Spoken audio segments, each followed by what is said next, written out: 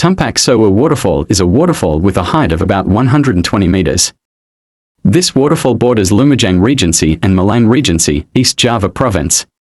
Tumpak Sewu Waterfall has a water flow that resembles a curtain, so it is included in the tiered waterfall type. The location of Tumpak Sewu Waterfall is in a steep valley extending with an elevation of 500 meters above sea level. Tumpak Sewu Waterfall is formed in the flow of the Glida River, which originates from Mount Semeru. Wonderful Indonesia, Indonesian.